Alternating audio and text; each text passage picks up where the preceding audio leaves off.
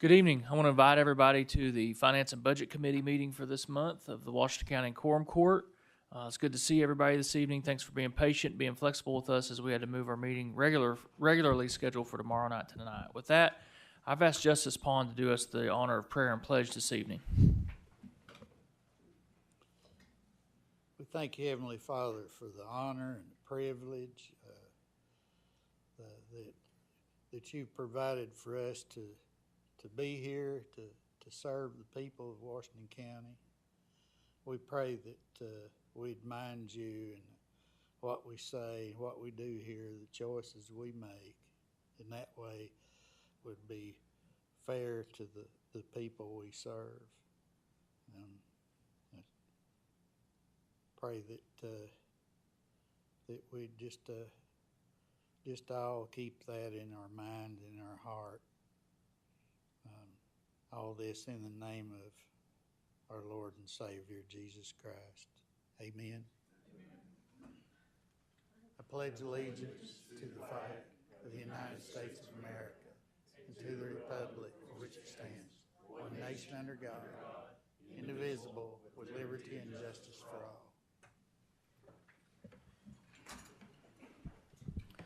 Thank you, Justice Pond.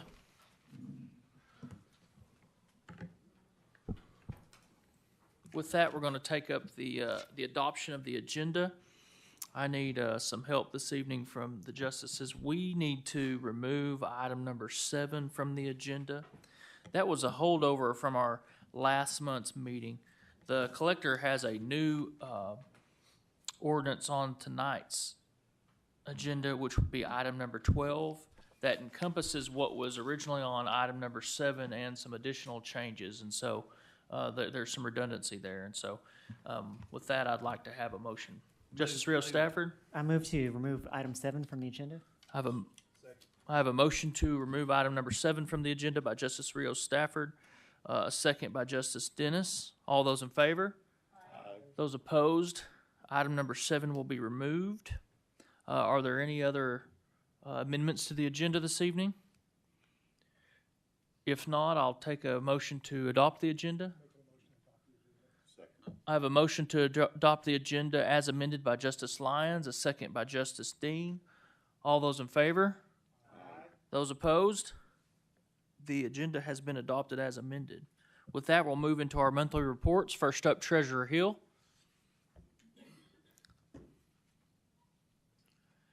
Good evening, sir. Good evening, everybody.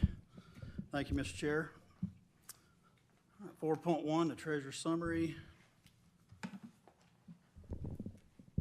First line, General Fund. Ended the month 9.8 million in the bank. That's hasn't been below 10 million in quite some time. But the main reason for that is $1 million in April revenue didn't get posted until May. So everything's well with the world again right now. But the collectors also settled with us today for the April settlement. So currently the general fund has $16.3 million in it. But back to this month, 2000 road, 3017 jail, both over $7 million in ending balances. So all funds have healthy balances as of right now. The end of this report, 92.2 million we began with, ended 93.7 million. 4.2, the ARPA fund. We ended April 30.1, in grand total 30.1 expenses. We have 16.3 remaining in that fund, and of that, around 4.7 left to obligate. 4.3, this is a new report to some of you. This is the County Journal, what they get in property taxes and tax books opened. So we're going to start collecting that. You can see April, 829,000 compared to 483,000 last year. So already well above. And we got 6.5 million in today. So as you can see, that next month, that's well above that as well. 4.4, 1 cent sales tax. Percentage-wise, the best best of the year so far. These are February numbers. 806,000 came in. It's 14% above last April. 4.5, the quarter-cent jail tax. Same percentage increase. 1.2 million came in, and for the year, 471,000 over last year at this same period. 4.6, the half-cent, this is state sales tax, and percentage-wise, it flipped. It went. This is the worst of the year statewide, but again, this is based on the state and not local. So we got in 209,000, but for the year, we're still at 10.13%. That's all I have. Questions for Treasurer Hill? Justice Coger? Thank you, Judge. Treasurer Hill, if we could go back to, I think it's on the very first page, the ARPA, I'll keep going. Fund 1006, ARPA replacement, a revenue replacement fund. Yes, ma'am. There was a 23,000, what is the extra 23,000? Because I thought we could only have 10 million in there. That's the interest for the month. That will, I don't do that every month, but every quarter I put all the interest in the federal funds into the general fund. So that will revert back to 10 million probably next month. But Okay. that's interest for that month. Okay, just for that month? Yes. Okay. Okay, Fund 3020, Emergency 9/11. If I'm reading that correctly, there was 949,861.52 just for 1 month. Did we finish up the remodeling or the consoles or something? We had an ordinance last month that moved that back into the ARPA fund so we could track it better. Okay, So that's okay, back. that's not really 911 expenses, but that's just getting it back into the ARPA fund. Let's see, if you look at the 3046, you can see at 982 in revenues. That came from the 911. Okay. And one more thing, Fund 3550, the CSU, it says a grant 90,166.66. Is that from the state, and what period does that cover, do you know? It is from the state. It might be a month or two behind as far as when it actually is for, but I don't have that in front of me, so I'm not sure. Okay, that's all I had. Thank you very much. You're welcome. Justice Rio Stafford? Thank you, Judge. Just curious about on the half-cent sales tax from the state, noticing that increase is down quite a bit from the previous months. Is that just because of some sort of, weird accounting, the way the months fall, or is it really, kind of a slowdown in the state economy? I'm assuming it's just for this particular month. It's just a slowdown. As you know, the first two are local taxes just for us, and so we did better than the other 75 put together, that we pull this from. So I'm assuming it's just, you can look at the other 3 months, it did very well. So hoping it's just a 1 month thing, but I'm not sure. You're welcome. Any other questions for Treasurer Hill? Thank you, sir. Thank you. Next up will be our Employees Insurance Report by Mr. Angel.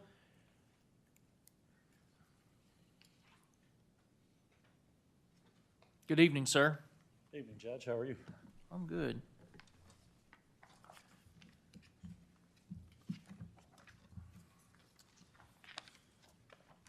All right, the first sheet you'll see is our cash flow, as usual. That's a month behind, so we see some pretty brutal numbers in March, but we discussed that last month, that was indeed coming. One thing I'll circle back to after I go over our preliminary April numbers is I believe one of the justices on this side had asked for a breakdown of kind of how we had that bad month in March, and I did some research, and we did get a little more information on that.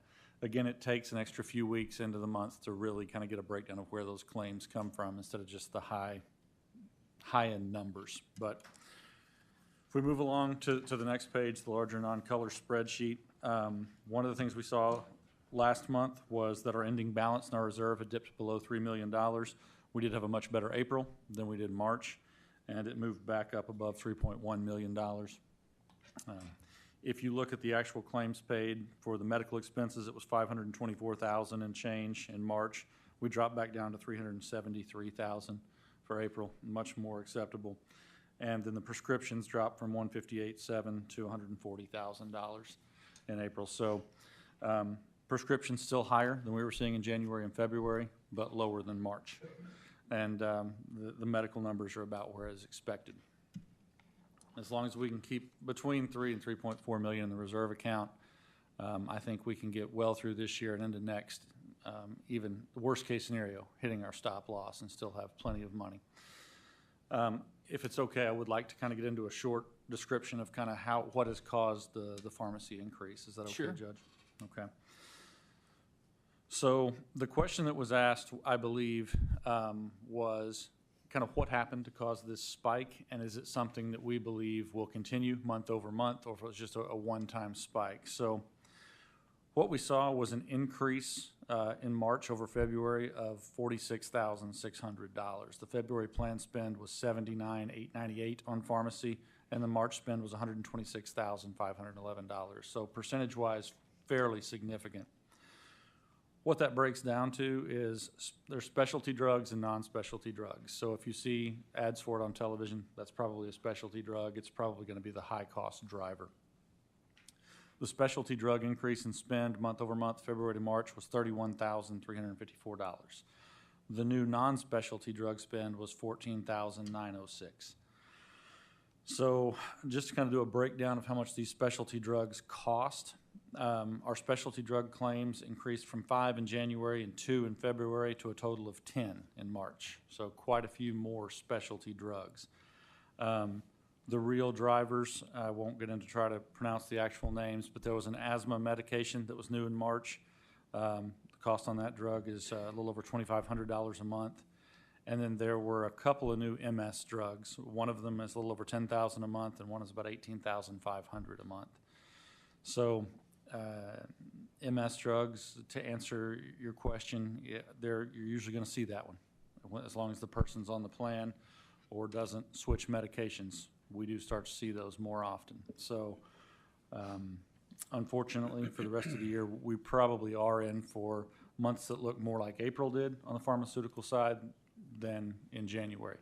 Now, you can't predict claims. Y'all probably get tired of hearing me say that, but we don't know. We might have someone drop off the plan, change medications, maybe a generic comes out, and those get wiped out. But it would be my guess that the pharmaceutical spend stays more like what we're seeing now than in January. Questions for Mr. Angel? Justice Dennis? Thank you, Judge. You triggered you hit a button for me, and that was asthma. And I do know about buying asthma medication. And this year, I finally just said, that's enough. I'm not paying that much for it. And the doctor said, well, you can just switch to this. It's the same drug, just in a different format. So do we, I mean, I don't know what your job completely is, but how do we educate the employees that they're self-funded, and if they use a generic instead of a name brand, that they're saving themselves money at the end of the year? Yes, sir, absolutely. And it honestly saves them money at the pharmacy as well, to your experience, correct? True. Oh, it saved me a lot of money. I mean, I'm talking about $400 a month it saved me. Yes, sir. So- It's staggering, and as you can imagine, it saves the plan even more. So what the county does each year, when we conduct open enrollment, the county does something that I believe is wise. We do an active enrollment, not a passive enrollment.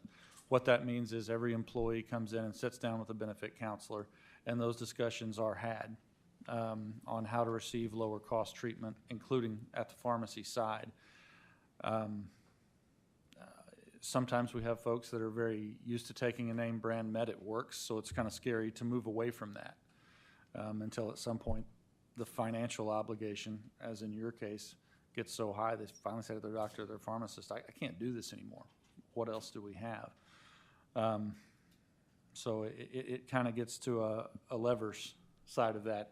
Is the pain of the cost of the prescription enough to get past the fear of change, because we do have a drug in hand that works? So on the county employee, I know how mine works, but on the county employee, can they switch after they've told you that they're going to use a certain kind?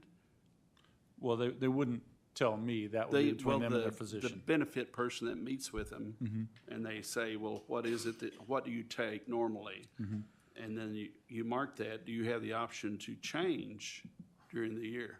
Oh, yes, absolutely. That, when they go back and see their doctor, Yes. they could get their doctor to write them a new prescription for the generic, as what sounds like happened in your case. Well, my case was not even, it wasn't even, it was just going from a name brand to a different name brand, but it was the same chemical content. Yes, sir. And that was the key. And he said, this one's $800, this one $300. You know, I said, well, that's obvious, $300.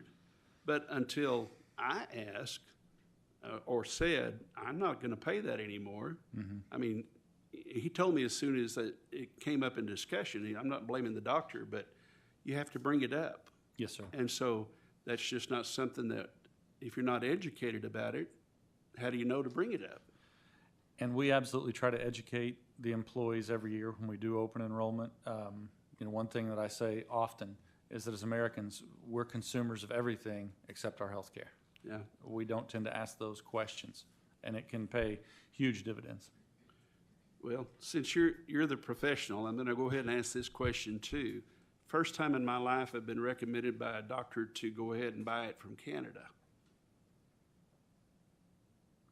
So what's happening to our American system where a doctor can tell you that, well, you're better off to buy it from Canada than you are from the United States because you can get it so much cheaper? Yeah, I think that's referred to as a brown bag. They'll buy them from Canada, from Europe. As long as there's no legal concerns, and you're comfortable with the meds you get from Canada, that sounds like consumerism to me, and probably wise. But again, obviously we want to make sure that no one's breaking any laws, and you want to make sure that you're doing your research at that point, because one thing you lose is some of the regulation of the pharmaceutical industry. But I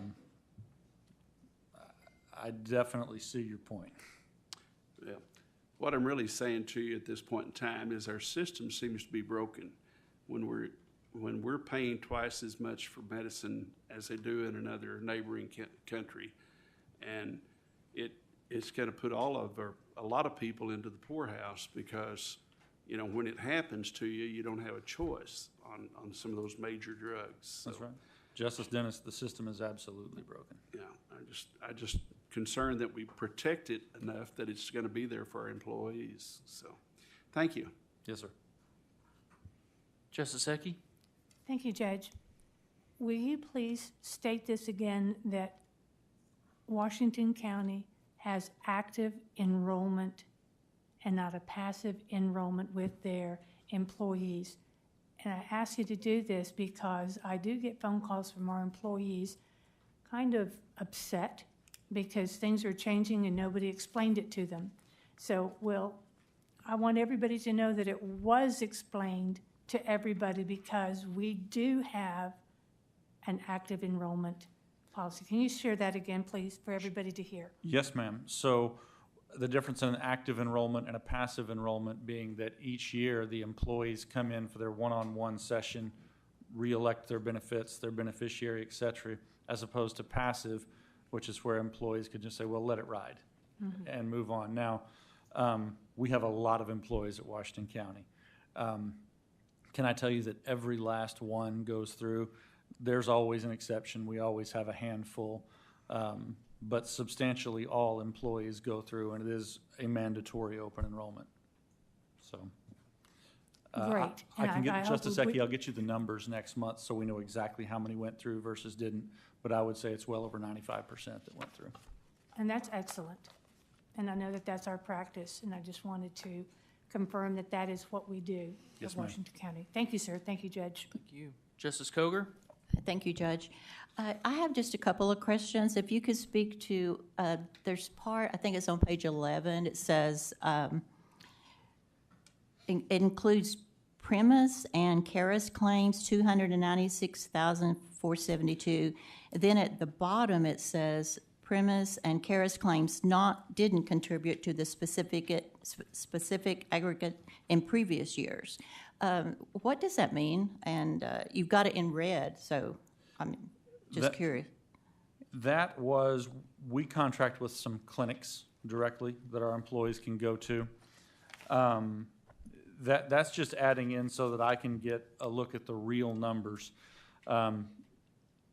Some clinics were not in network with Blue Cross and Blue Shield, so we were simply paying those claims for those employees to go there, and it didn't count towards our stop loss. So even though we're a self-funded medical group, we purchase reinsurance or stop loss insurance.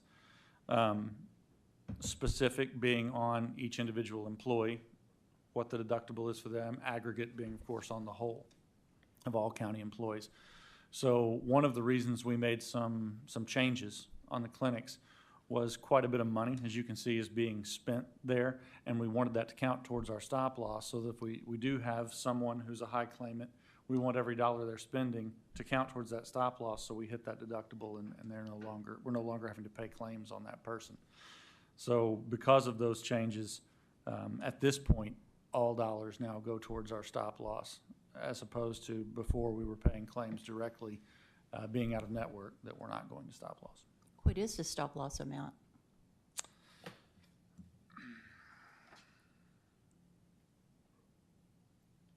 I don't believe my sheets have the specific and the aggregate on it. And of course, it's a moving target on the aggregate. Aggregate's traditionally set at 125% of expected claims. And you'll see in the yellow right there in the middle, expected versus claims percentage, we're running at 103.42. So in my experience, it is highly unlikely that we get anywhere near hitting our aggregate. Aggregate's the one where you know you're in trouble, because we're going to, with an employer this size, we're going to have some people hit their specific. Yeah. And I believe we're set at 75,000 on the specific deductible. Oh, that's, okay. Yes, ma'am. HR believes it's 75,000 as well. Okay. And if you could look at column 5, it's the 5th column from the left, under drug claims and administrative fees, I guess. And then over again, under, over where it says, I guess that's Blue Cross Blue Shield administrative and RX fees.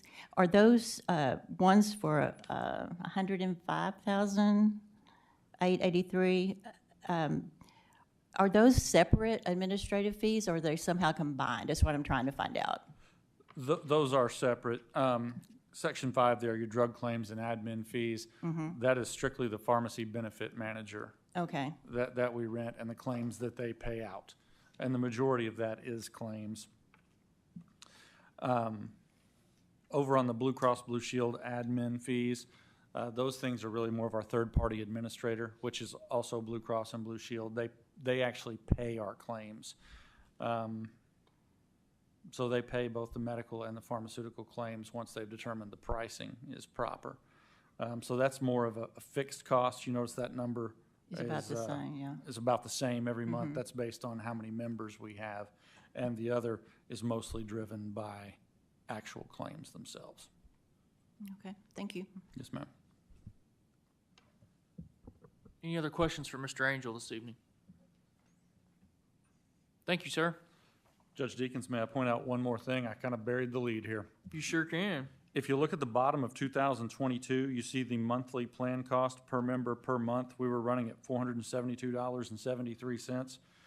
If there's a silver lining on this cloud, once you move over to 2023, we're averaging $437.70 per employee per month. So even though I try to make sure that you guys are seeing all the bad news when we have those spikes, on average per employee, we're spending less this year than we were last year. Thank you, sir. Yes, sir. With that, we'll move to the Comptroller's report. Comptroller Story?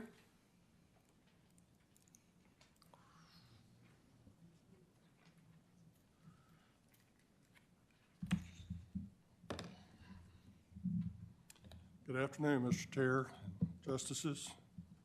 I have my two reports for the month. If you'll look at the summary of statement of operations first. I've made one significant change in this report, although this information is exactly the same.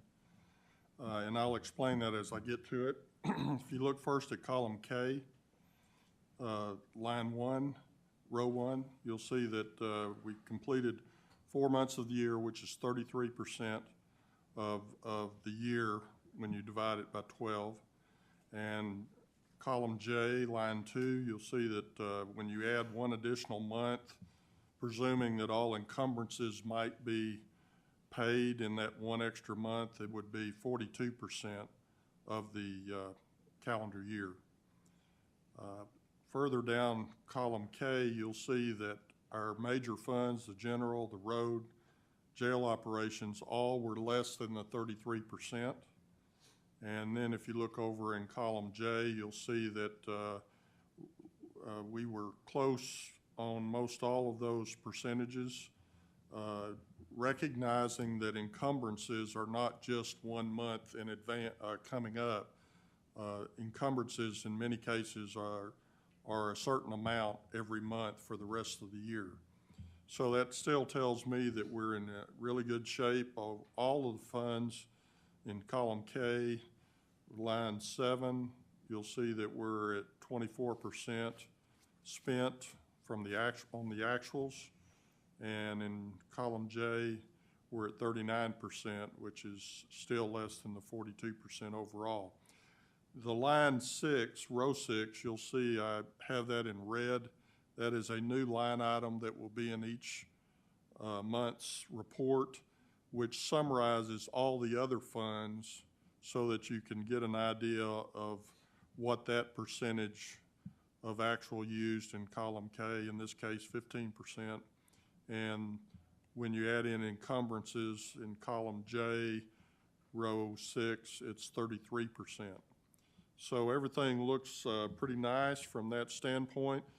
Please recall that page 1 is all of the general fund departments.